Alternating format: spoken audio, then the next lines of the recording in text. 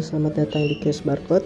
Pada video kali ini saya akan mengasih sebuah video tutorial cara penggunaan untuk penambahan item produk, terus cara nambah stoknya sampai ke penjualan. Jadi untuk tampilan menu utamanya seperti ini, ada penjualannya, Februari, item terlaris, terus item terlaris bulanannya akan terlihat semua. Lalu langsung aja ke tutorialnya. Ini bisa klik garis 3 sebelah sini. Lalu di sini ada menu-menunya, master data, pembelian, penjualan, perakitan. Lalu kita ke fitur master data. Nah, di data item ada kartu stok, data supplier, data pelanggan. Nah, di sini kita bisa ke master data jenis.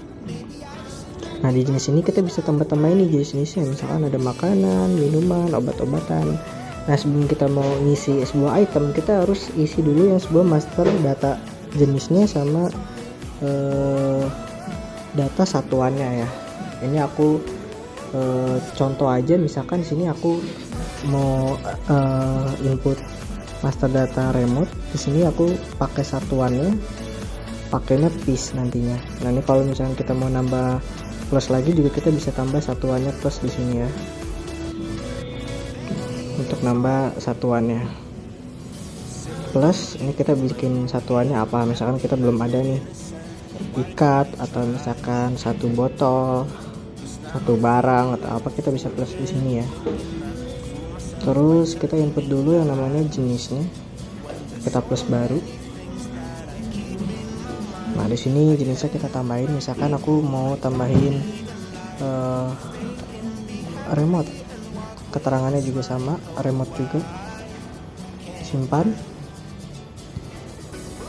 klik OK. Nah, nanti remote itu akan ditambah plus di sini, remote. Kalau udah, langsung kita masuk ke fitur yang namanya data item. Nah, data item ini baru ada di Instagram, ini kita plus baru aja.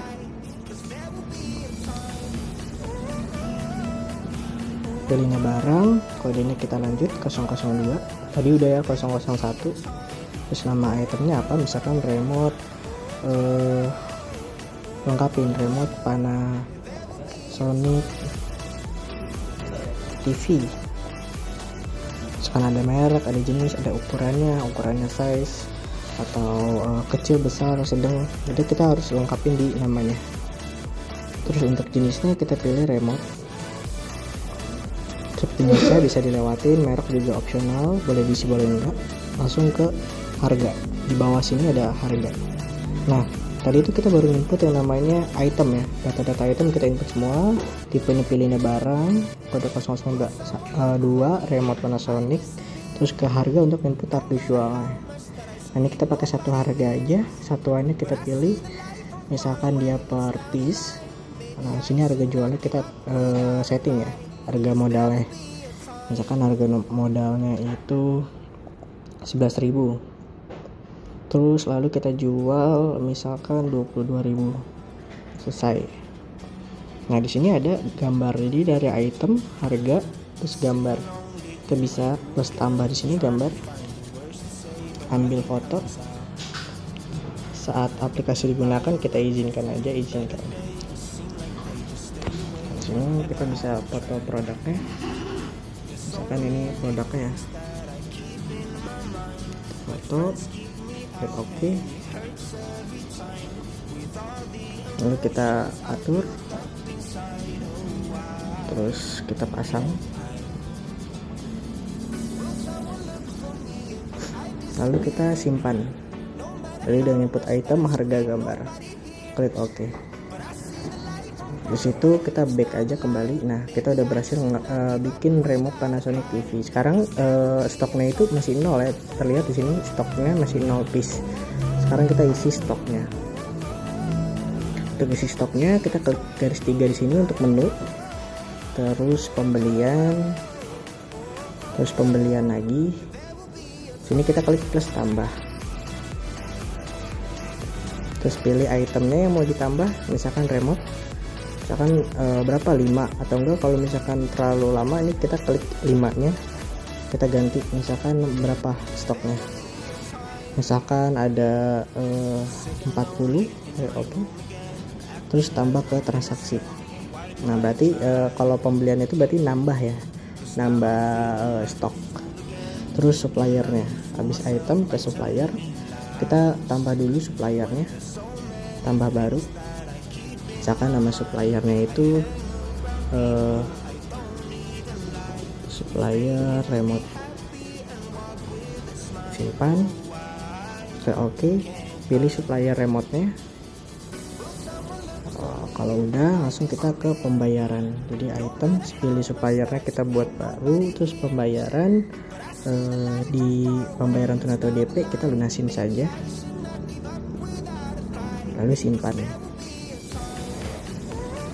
Nah ini kita bisa cetak, kalau ada printernya bisa ngecetak. Ini kembali aja, terus kembali lagi. Nah otomatis transaksi yang tadi 440 supplier remote sudah masuk ya, otomatis dia kita cek di menu, terus master data item. Nah stoknya udah masuk nih 40 piece. Kalau stoknya sudah masuk, baru kita masuk ke fitur namanya penjualan kasir. Nah sini kita bisa press baru,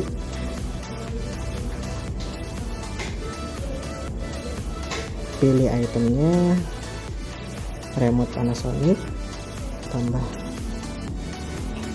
lalu langsung ke pembayaran. Uangnya berapa, misalkan uang dia 50.000, klik bayar. Nah ini kita bisa cetak, kalau ada printernya langsung cetak aja, langsung tercetak otomatis. Kembali, otomatis transaksinya sudah terjadi. Lalu tinggal kita ke fitur yang namanya laporan aja di sini, laporan penjualan harian. Nah, ini kita bisa tahu tiap harinya. Nah ini tanggal sekarang, tanggal 3, tanggal 2 gitu, berapa transaksi, nanti kelihatan semua di sini. Terus untuk selanjutnya kita bisa cek lagi tadi di fitur penjualan kasir. Di sini ya ada berapa transaksi, 1, 2, 3, tadi ada 3 transaksi ya, tanggal 6. Terus habis itu kita kalau udah tinggal lihat di master data aja, data item. Nah tadi udah terjual 1, jadi 39 gitu aja. Terus nanti tinggal jualan lagi di penjualan kasir, tinggal plus aja. Untuk tampilannya biar landscape kita bisa pakai ke pengaturan informasi, terus juga pengaturan sistem. Nah untuk modenya portraitnya diganti ke landscape, lalu simpan, publish. Nah ini tampilannya udah landscape. Lalu tinggal kita ke fitur yang namanya penjualan aja, penjualan kasir. Klik tambah, pilih itemnya, misalkan dia beli remote 2, ya udah 2, tambah ke transaksi. Kalau misalkan mau diskon, klik remote Panasonicnya, edit item. Nah ini untuk itemnya kita diskon ya, misalkan diskonnya berapa, 500, simpan. Nah otomatis tulis ini 21.500 ya harganya, karena diskonnya 500, tadi harganya 22.000. Pembayaran, uangnya 50.000, bayar. Cetak, kalau misalkan dia ada printernya, ini kalau ada printernya ada pemberitahuan Bluetooth tidak aktif, klik OK aja. Nah, terus kalau udah tersimpan, nanti transaksinya 007 ini ada di sini.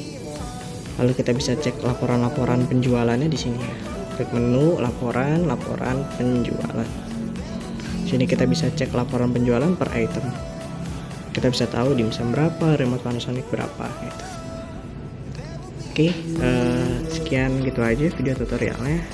Sekian dan terima kasih.